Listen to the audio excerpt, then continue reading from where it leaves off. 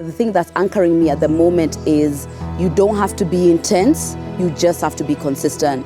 So I know everyone is going to the gym 8 times a week, they are meditating for 4 hours, they are doing all of these things, and there's levels to wellness, right? The more you see people creating content, how they're living their lives, the more it seems like, wow, will I ever get to that level? But you don't need any of that. You just need to. Eyes open, hearts ready. Welcome to Wellness Deconstructed. I am Zia Jaffer, and together we're stepping into the arena of authentic well-being. Myth-busting, truth-seeking, and definitely life-changing. Break free, live boldly. It's time for a conscious uprising. Welcome back, my people, to Wellness Deconstructed. I'm your host, Zia Jaffer, and today we're talking about mental health journey and mental health stories. And for that today, we have a guest that does not need any intro. And if not most of you, or if not all of you, most of you know her. She's the wellness influencer in Kenya that I have been looking up to for a really long time. And I don't need to even say the name, but I will. And that is Lydia. Welcome. Thank you so much. Thank you so much for having me. I appreciate it. It is such a pleasure to have you here. You have been an inspiration for a really long time. Really? And I've been following you for a really long time too. So It's a dream come true to have you here. Stop. Cut the cameras, please. She's doing it. When someone maybe talks about me that way, you always feel like, who are they? Is Lydia going to come up? Who's the girl they're talking about? But I'm honored and it's a pleasure. Funny enough, I was just saying before we started, I saw the interview that you did, or the episode that you did with Shiv, because I follow Shiv, and I was like, this is so nice. First of all, I thought it was really well shot. I was like, okay, production. And then I was like, this makes so much sense. This is something that we should do together. But I've been going through a season of some personal difficulties, so I didn't really do anything about it. Then I think it was literally 2 or 3 days after my PA Sharon messages me that you'd like to have me on. I was like, okay, queen of manifesting, that's me, it's me. The stars have aligned. And the stars have so aligned. Yeah, anyone who is doing anything about wellness, I just feel like I want to contribute any way that I can, because it's been a long time where I felt it's like, okay, wellness people, where are you? Come up, So the more people who come up who are talking about these things, whether it's from a perspective of physical or mental, relational, whatever, I just want to be a part of it. So thank you for having me. I appreciate it. Pleasure. It's such a pleasure. I love that you talk a lot about wellness on your platform, and you create a lot of awareness about it on a regular basis. Right. So I'd like to know what got you onto that journey? What inspired you to start creating content and creating that awareness around wellness? Yeah. I feel like, number one, I was always, my dad describes me as a pensive child. I was just very much deep in thought, and I was always about the depth of things. So naturally, I feel like that's who I am. Then I had a natural curiosity for human nature. I just wanted to know, why are people acting the way that they are? Why are you the way that you are, Zia, versus me? Why am I the way that I am? So that curiosity has always been there. I did psychology in A-levels, just to test it out. But I've always felt like I'm too much of an empath to be a therapist, because it would be too overwhelming. So I've told myself. But my journey really started from my own curiosity. Okay. So I have, my parents were divorced. They were separated when I was 9 years old, and I didn't grow up around my dad. We moved to the UK and he stayed here. So that difficulty and the strained relationship, I wanted to heal that. That was probably a focal point for me, as far as what I felt was troubling me, just the dynamic that we had. And I also know the consequences of having a difficult relationship with your dad. So that is the work that I started. And as I started, I wanted to create content for somebody else who was going through the same thing. And the way that I wanted to do it was, a lot of wellness creators, let's say the big ones, Akina Jay Shetty, whoever, they talk, but I don't know what your life looks like. So yes, you can tell me meditate, but I'm not seeing you meditate. And a lot of times people don't learn that way. They will take some things, and of course, the bigger you get, the more impact you're going to have that way. But I wanted people to see, yes, do this, but this is how I do it. This is how I create my day to make space for this. This is how I set boundaries. This is how I live a life that is that wellness is really at the center of. So if I show you the example, I show you the results of having that level of discipline, then it's easier for you to do the work because you're seeing the results. So that's exactly what I do. I take people along my journey because there's still things I don't know. Majority of things I don't know, but I want you to see that, you know, it's like, this is how you can do it. This is how you can make the work possible. So yeah, that's what inspired me to do it. Yeah, and you show your audience as you learn, and you are trying to create that awareness and inspiration through your journey, which is, I feel like, really important. Yeah. So, you know, like about my kids, I always say that monkey see, monkey do. So if they see me doing, they will also do it. Yeah. And so I feel like you are doing something similar for your audience. Yeah. And if they're looking up to you as an idol or just following you religiously, you know, it's like you're showing them the possibilities of life, or possibilities of health, not just mental health, but overall health. Yes, because for you sure. said you focus on mental health, physical health, and all forms of health, right? That is really interesting. And I feel like that's why in my podcast, I always want to have guests that can talk from their journeys and their personal experiences as well. Because they're so much relatable, so much more relatable. Like, we want expert information for sure, because then we know that, okay, this is legit.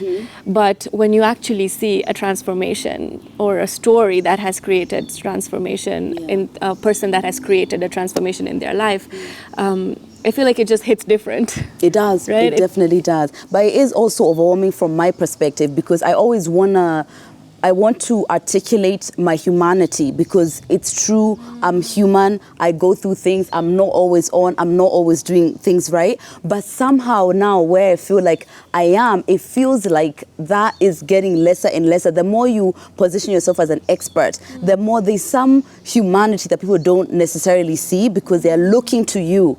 So it's like, no, they see themselves as human, but you over there who we are looking to, you don't necessarily feel as human.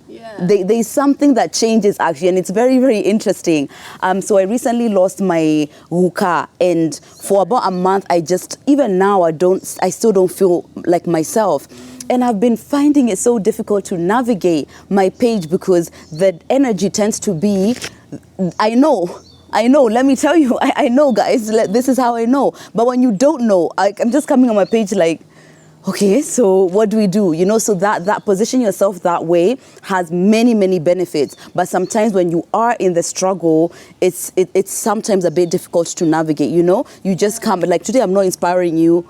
Someone else inspire me, because I'm done. I'm tapped out, you know? So it's something which I'm working through and trying to figure out. But I've definitely seen the dynamic to be very interesting in this season, for sure. Yeah, do you feel that way? Yeah, I feel like vulnerability is really hard, and I feel like we need to take the time to recuperate after like an incident that has been really heavy on us, before we come out stronger and share, whether it's that vulnerable side or the stronger side that we've come out in. And I feel like that's the one thing, like you asked me, I find really difficult, that I do share my vulnerability in terms of motherhood and a little bit here and there. But I find it really difficult to just put myself out there and be like, here is my life as an open book, you know? It is. It's difficult. It makes sense that it's difficult, because vulnerability with people who you trust and you care about makes sense. Exactly. But social media is like anybody. So it's like, it is that there's elements there that feel like a bit difficult. Brene Brown says that vulnerability without boundaries isn't vulnerability. So you gotta go with the boundaries that you feel. But truly being vulnerable is just being yourself, you know? And so just that, here I am, take me as I am, hate me or not. That's scary. That is very, very scary. But eventually it gets easier. For sure, I can say that. Like now, I don't feel. Sometimes when I am emotionally vulnerable, like now, and I don't know if I have the expertise to navigate what I'm going through, or I don't know exactly how I'm feeling, and I don't really have much knowledge to share as far as how you can help yourself. I see that I'm struggling with being in this dynamic, but the connection or the feeling of showing people my life, there's something always that feels so empowering to me about that. Yeah. The courage to be seen without fear. Yeah, that's very empowering to me. I really appreciate that. The courage to be seen without fear. It takes a lot. It takes a village. This village here, another village, it takes a lot of courage. And I guess because I started off, there's not that many people who are seeing me. By the time so many people were seeing me, I was already used to being seen, Yeah. And how people judge you affect your mental health? I'm sure like you figured out boundaries by now, but how does that affect your mental health? So I could see a comment that makes me feel some kind of way because I'm human. And by the way, I used to judge myself on that. I used to feel like, no, a lot of other people don't care what other people say. No, that's just what they say. It's a human. It's normal to see someone saying something negative about you and feel bad. That is normal. So now I have the tools through all the things that I've done, therapy, the self-work that I've done to be able to navigate through that. And then, as I said, understanding, once you understand yourself, you understand people a bit better. So now it's a bit lighter. It's not as heavy as it used to be as well. And especially now that when you get used to a lot of people having something to say, you get used to it. And now I have the boundaries. I know where to go, where not to go. Blocking is like my favorite thing. No one is going to disturb my peace and get to have the value of my content. So if you're not going to keep the peace in my home, you've got to go. So I have those boundaries, but it can be quite intense. Have you faced some of that? Not much, I would say, but I always say that other people's perception of you is none of your responsibility, because I feel like everyone has their own perception of the world and they see the world with their own eyes. And through, like you said, a person's limited, I would say eyesight, but the mind eyesight, we see the world a certain way, we perceive the world a certain way, we perceive people a certain way. And it all depends on the level of our growth and healing as how we perceive other people and how we perceive ourselves. So something that I learned, it was one of the basic principles of NLP that I learned in my coaching degree, that other people's perception is not your responsibility. And that was just like mind-blowing. I was like, I don't care about what people think because it's their limited perception of how they see the world, right? And that doesn't say anything about them or me per se, but that's their limitation. Like it's their growth journey that hasn't been exposed as much to see a wider perspective, right? And I feel like that really helps, not just like in terms of content creation, which I do have to deal with because I always think like, oh my God, I'm going to put this piece of content out there and people are going to judge me, be like, oh, why is she doing this? Or who is she to do this? Or like she's showing off and stuff like that. But again, like I had to clear my intentions and have clarity that what is my intention of sharing this to the world? And what kind of impact am I trying to create? And when I have that intention clear, it's that vibration that I'm putting out in the world, and I'm hoping that most people resonate with that vibration and not the other one. And if they do with the other one, it's not my responsibility because I had no bad intention or none soever means, or I did not mean to hurt anyone or make them perceive it a certain way. And I feel like that really helps. It's almost like know your why. Know your why, you do something and focus on it. But funny enough, I feel like there's another side to being vulnerable enough to be seen without fear. True. The other side is that the parts of you that you're afraid to see, now you start projecting. That's true. Onto other people. And now it's because you've mentioned showing off twice now, right? So there's something there. There's definitely something there. I know for sure that there was an element of me that had some discomfort with privilege. I personally did, because I felt like it was some of the ways that people could not relate to me. What I felt was because of my privilege. So it's like, if I'm not able to articulate like particular struggles, then how are you going to connect with me, right? So I know there's a part of me that I wanted to shield that part, and I felt somewhat there was shame that I felt about my level of the privilege that I did have. There was something that I felt there. And so when I showed up, even though I had my why and I had my purpose, I was projecting some other stuff onto people. That's I had a true. fear of particular parts of me being seen. So then that was in the energy, in the vibration, it was all there mixed up, you know? So until I decided that people are going to relate with me because I'm a human being. And there are many things that separate us, even both of us. If we listed down our differences, we could be here until next week. Yeah. But if we listed our similarities from a human perspective, you see that there's connection there. And now that I found that somebody appreciates that I don't have to have gone through everything that they have been through for them to be able to feel like we are connected, because there is a human experience that we are both going through, and that we can find common ground in that. Because if you look at the external stuff, then no, of course there's many reasons why we are disconnected. So I realized that being seen also meant that I had to see myself. I had to see the parts of me that I didn't like, the parts of me that I was hiding. If you're going to stand in the light, it means all of you. Yeah. It means all of you. There is no part of you that is you're going to hide. So respecting and having grace and compassion for my humanity as I stand in this light, meaning that it's not all the things that I'm going to enjoy other people seeing, but that's okay. And that means that's an invitation for me to see those parts and have more compassion for those parts. So it's not just them, it's True. us. It's you too. Yeah, for sure. And that brings me to something else. Like when the fear of other people judging you a certain way comes from how you judge yourself. There you go. And maybe like the things that create fear in me, thinking, oh, people will think this, people will think this, is how I see myself.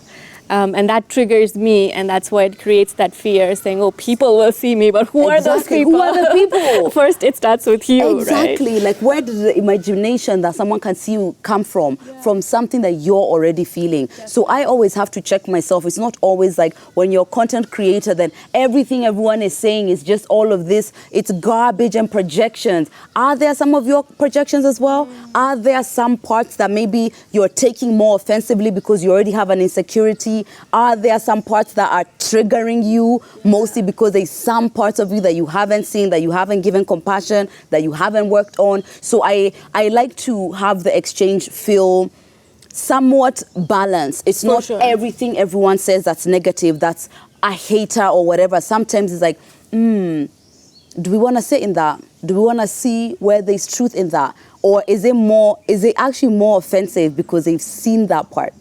Is that why you're so offended, you know? So I try and find some balance, but especially when it's something negative, I don't want to give too much of my time to it. But I always want to think like, why has this triggered me? Why has this made me feel bad? There's the obvious, this person has insulted me. That's going to feel bad. But then otherwise, it's like, is there something else? And if there's nothing else, I keep it pushing. If there is something else, I take some time to like navigate through that. I really like that. It sounds like if it's a trigger, you see if you can work on it. Yeah. If it's a boundary that you have created, then you just ignore that, feel it, move on. Feel the emotion, move on, don't take it. Don't let it be inside you and let it churn your insides for a really long time. Right? 100%. You just have to be able to keep it pushing. And then when I think about the life that I'm living, it's like if the price, my therapist tells me that people are my occupational hazard. There is like, machinery, people who work with machinery, you could get your hand cut off. Me, it's people because of the work that I do. So then I just appreciate it that way. Every work has their occupation hazard. Maybe actually these lights could drop on us. There's also that. Let's put that down as another occupational hazard. But for the most part, that's my occupational hazard. But because of the life that I live and how happy I feel to be living on purpose, to be doing what I do, to be earning a great living doing it, it's like, oh, one comment, I'll be all right.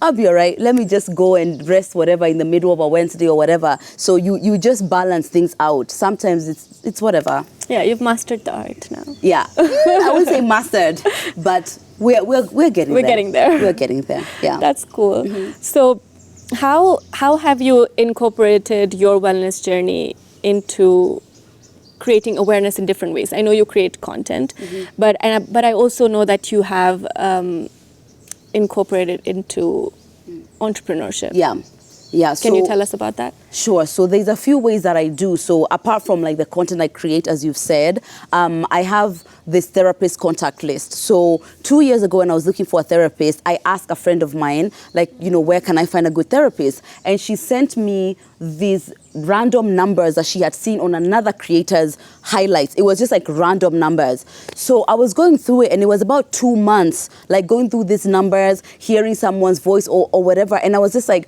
why is this so hard? It shouldn't be this hard to get a therapist. And one of the barriers to any service is the journey between where I am and getting to that service. So I know people are not going through therapy enough because there's so many barriers. So I created this therapist contact list, and it's me in partnership with therapists. So I created a list. So they send in a poster with their name, their location, their rates per hour, whether or not they take insurance. Now we added whether or not they are queer friendly. We just added like a list so that when you're going through it, you already know what's your budget.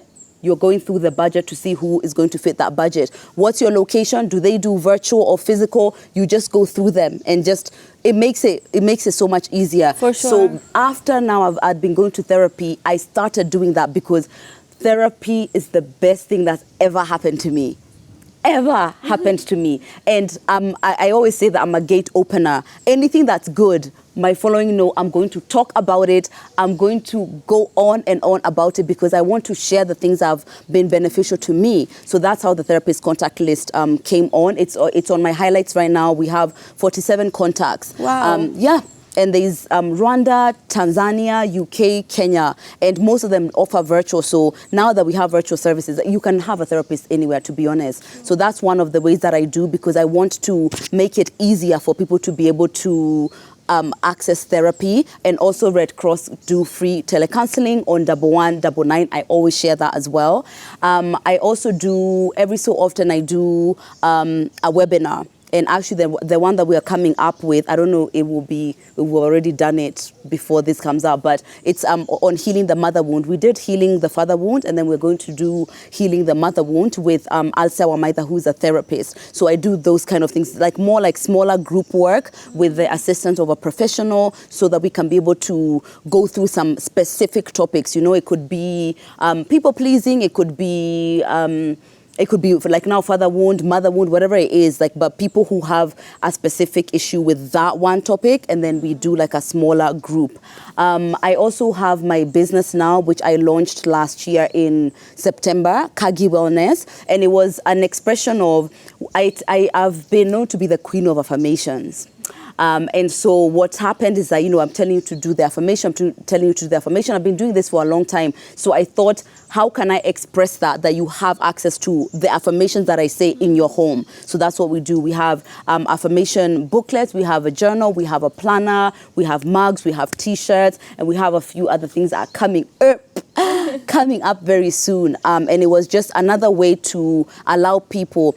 I think my goal generally is to make wellness a lifestyle for as many people as possible. So if you can't afford therapy, maybe you can afford to journal, so just reaching as many people as possible so that taking care of yourself, seeing where you are, being present and connected with yourself to be the thing that people do. Let it be weird that people aren't going to therapy. Let it be weird that people don't eat well or don't work out. We want it to be so normal that other people start being weird for not doing it, Yeah. I really like that. Let it be weird. Yeah. That people are not doing stuff that is supposed to be done. Exactly. When I ask you what you do for wellness, let it be like, wait, what? You don't do anything? Let it be a weird thing. Instead of now, when I say I go to therapy, and now not anymore. Now it's normal that I go to therapy. But there's a time where it's just like therapy. Yeah, and it was frowned upon, like exactly. that you have an issue if you're going to therapy, or if you talk about your mental health condition, or just talk that you're talk about you suffering in any way, you know, like mentally. It was always looked down upon. Whereas if you have a physical injury, it's okay to like go around, go to a medical doctor and get it fixed. But not mental. Yeah. And I really like that more and more people are talking about it, more and more people are creating awareness about it, whether it's through content, through sharing what they know, or even creating products like you did. So I'm curious, how has the response been with these products? It's been really good, but I would say it's because my audience were like, it's been a long time coming. They were ready for it. It's been a long time coming. So I see that that's why it's had the response that it's had. And because I have been known, if you're known, like for example now for being a workout person, if you bring out workout clothes, that expertise that you have from this perspective is attached to your product. So it's been so wonderful, and I'm so proud of myself for actually executing it and starting this, and all the plans that we have for this year. I can't wait to see how they actualize. Yeah, beautiful. Yeah. I feel like it's something that people really need. And even if it starts with your audience, you have a huge audience, or you're already creating so much impact amongst all those people. Yeah. And it's just so fulfilling to see that, right? Yeah, well, it's not all for sure, but the majority I would say. Yeah, but it's for sure. very, very fulfilling. I feel like actually when a lot of people are afraid to say hello to celebrities or content creators or whatever, but when somebody says hello to me and maybe they tell me the smallest thing, that maybe like there's a post I posted and they felt a particular way. There's a lady who I met and she told me that she lost her dad, and she thought that was an impossible thing to get through. But through my page, she was able to get a therapist, and just the affirmations that I post, she was able to get out of that. If I come and I find 10 people just saying anything horrible about me, that person who I did that for keeps me going, you know? So being able to see that impact is so important, because it reminds you that you're not just talking to yourself. Because by the way, right now as we're here, technically we're just looking at these cameras. Like there's no one really, you know, so you don't always see who you're talking to. So when you do, I just feel so blessed, and I feel so grateful that I've had the courage to live my purpose, because it feels that it is important. And I'm so blessed, to be honest. Thank you. Thank you for sharing. Yeah. So what advice would you give our audience in relation to mental health based on your journey and your experiences? Yeah. I feel like the thing that's anchoring me at the moment is you don't have to be intense. You just have to be consistent. So I know everyone is going to the gym 8 times a week. They are meditating for 4 hours. They are doing all of these things. And there's levels to wellness, right? Today when I was here and you shared your tea, and you don't use like just normal tea bags because you don't want to be wasteful. That's another level of wellness. I have been using my chamomile tea bags everywhere.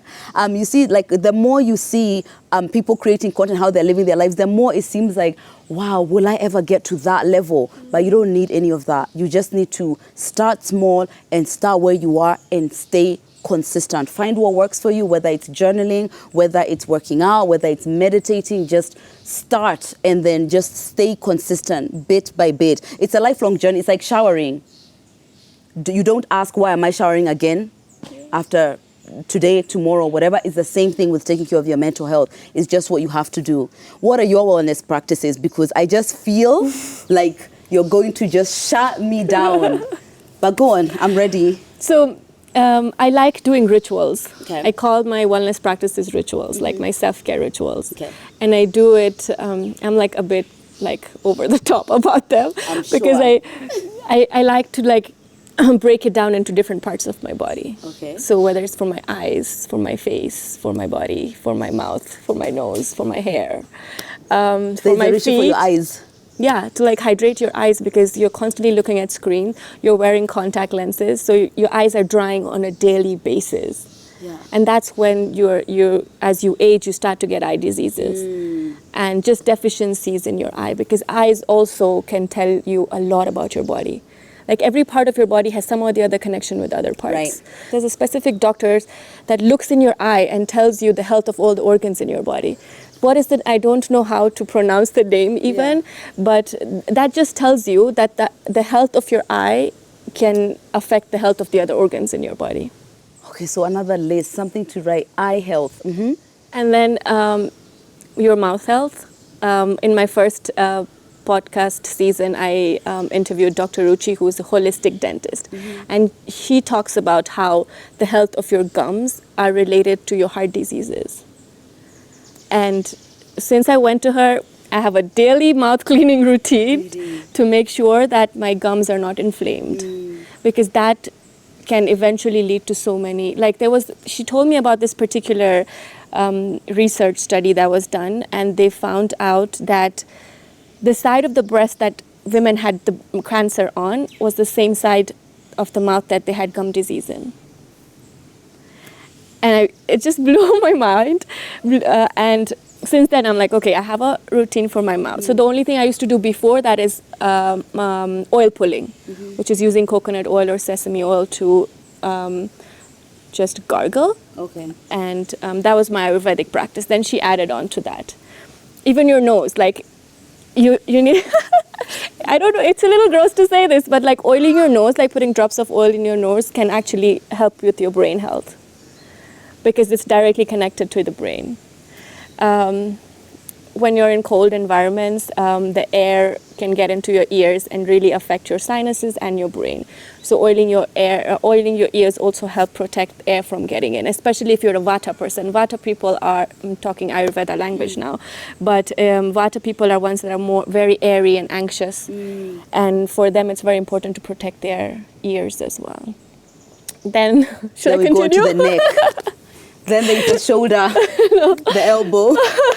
No, so basically, like there's stuff for joint health, stuff for feet health, because feet have, again, connections to all the different parts of your body, right? And it's important for grounding as well, like when you're an anxious person. I'm an anxious person because I'm a Vata body type as well. So I always talk from that perspective, but there's different practices for different body types that you adapt. I do tapping a lot. I've seen a lot of people saying, like, maybe when you're anxious or they don't know what to do, they tap. Yeah, and tapping has been a game changer for my health in terms of my automated trauma response. Okay. So I'm the kind of person that freezes and gets stuck when I'm triggered or when I am nervous. So I always get stuck in a zone, spiraling thoughts, can't move, can't take action, procrastination, all these things. So the one thing that really helps me is tapping. It's literally tapping on acupressure points, because acupressure points are related to different organs in your body where emotions are stored, intestine, stomach, bladder, kidneys, etc., where strong emotions are stored as you've been through trauma in your life. So that helps move the energy and remove the blocks. So it basically stimulates those points, hence stimulating the organs and helping release those emotions. Right. And that has been, okay, so for this podcast, tapping is the one that helped me. Because for 2 years, I was stuck in that free zone, not having the courage to like get out of that and be like, okay, I need to do this. It's okay, like for me to be seen kind of thing. And tapping is what really, regular tapping, of course, is not just like a one-time done thing, but it's like, again, it's a ritual. So it's a daily thing that you need to do to get your body into that calm, balanced state. Not even calm, but a more balanced state, that it can go up and down, but it can come back into a balanced state. Okay. Wow, see, this is exactly what I mean. If you look at someone's wellness routine, you just be like, what am I doing? When's the last time you tapped, Lydia? When's the last time? But it's like I'll start small and then I'll just pick up and then I'll just add what feels comfortable. Because what used to happen when I was just like starting out with like my wellness routine was just getting all of this. First of the month, let's do everything. Work out 3 times. It's too intense. Then you set yourself up for failure. Then when you fall, you feel like crap, you hate it, you don't want to do it, you procrastinate. It's now like 6 months you haven't done anything. So I don't do that anymore. I know what works. Like I work out 3 times a week. I meditate daily. I pray in the morning. I listen to inspiring content. Like I do therapy. Like these are things which I know that work. And then as I go and I have the capacity, I just keep adding, keep adding, They always say like habit stacking. Again, I keep forgetting the names, but Atomic Habits is a Yes, book, oh my God. and the author talks about how you need to have one habit and let it sit into get into your For a system while. for a while, and then you stack another one on top of it. So for me, sometimes if I don't feel like doing anything, for me a ritual like self-care ritual is just lighting a candle. Like you'll see me lighting a candle every time, even before a podcast or even in the morning. I just light a candle, smell it, and that gives me that love for myself. And I'm like, it's okay if I can't do anything for myself. This is the littlest thing I'm doing for me. The littlest thing I do, I gotta meditate. I tell you, I just feel like my feet are on my head when I don't meditate. It just feels so unstable. And the times when I'm at my worst is usually like when I haven't even done it. If I don't have 10 minutes to meditate, things are tough. Things are really tough. Yeah, that's my absolute minimum. Yeah. So for me, it's just lighting a candle when things are going cray-cray. But otherwise, yeah, of course, I love journaling. I think for me, like, because I'm an overthinker and there's just so much going on in my brain, for me, it's very important to, like, just get it all out of my head and journal and reflect on it. And then I like to meditate or tap because I'm like, that's a clearing. It's a release. Now I can focus.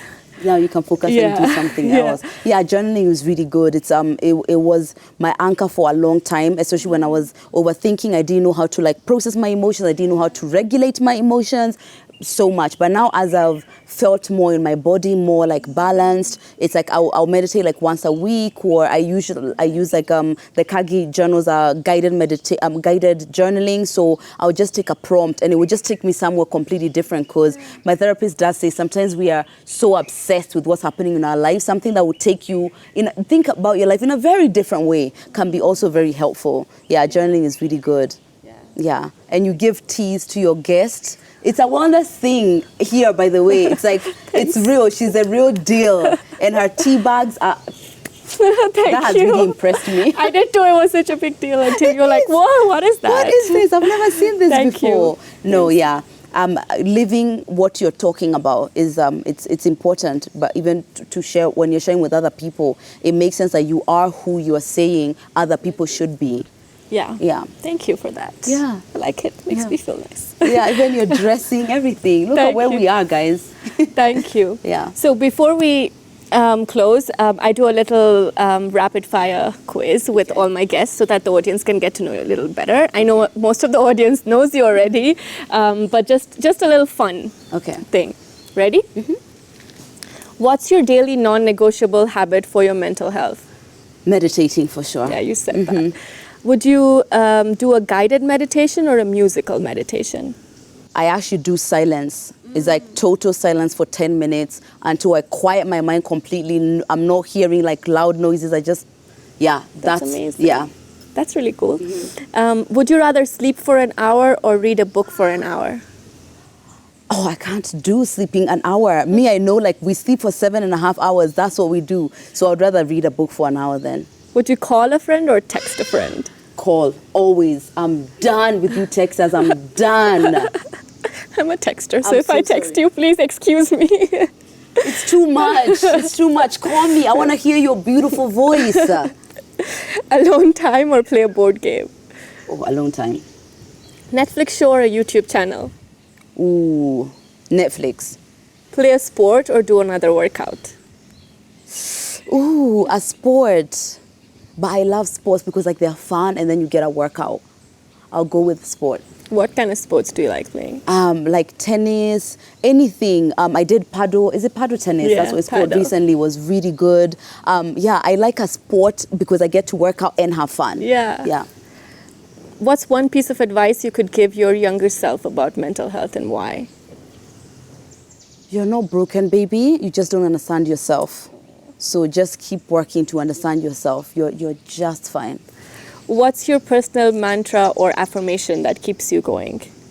Right now, as I said, like the one that's anchoring me is I don't have to be intense. I just need to be consistent, because I'm getting back into my routine after like a season of not being as consistent. So that's it. I just staying consistent. That's getting me through. Yeah. That's beautiful. So what's one tip that you would give our audience that's just starting out on their mental health, or something that they want to incorporate into their life today? Yeah, I would say it's pertaining our phones, because you're probably watching this on your phone, maybe, or somewhere, maybe a reel.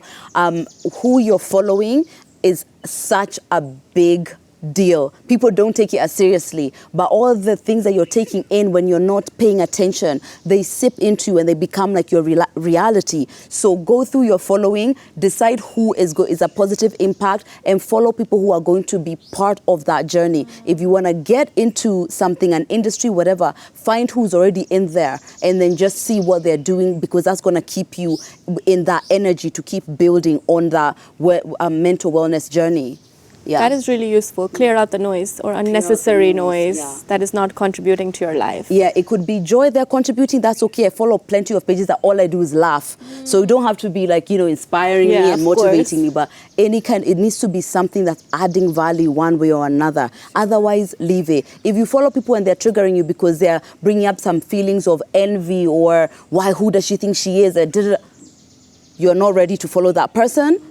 Exit out, because all of that, the emotions are not going to that person. Sure. They're staying with you. Sure. Yeah, so keep your social media clean. That's really useful. Yeah, that's I do that every so often. Yeah, because I feel like it just comes in and then you have to filter out every so often. You have to keep updating. Yeah, thank you. Thank you for being here and sharing and being so vulnerable and open about your experiences.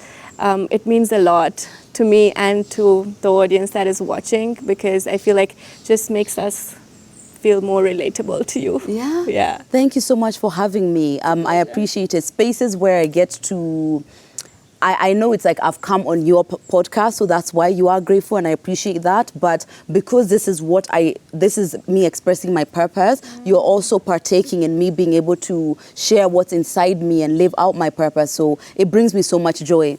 Yeah, sure. Thank you. And as a token of appreciation, we have a little gift for you. Such a wellness girl. All wellness goodies that I hope you'll enjoy. Stop. Recently, I feel like gifting is becoming a bit of a love language for me. Yeah, it is fine. Yeah, that's why I want to give every guest something. Thank you so much. This is so beautiful. Wow, I appreciate this. Thank you. Thanks for being here. You're a wellness girly, like through and through. I see it. Thank you. Thank you. Thank you for watching yet another episode with me. This was so powerful and so relatable. I'm sure you enjoyed it, because I did. Remember, like, comment, share, and subscribe, because your support means everything to me. Until next time, keep prioritizing your well-being.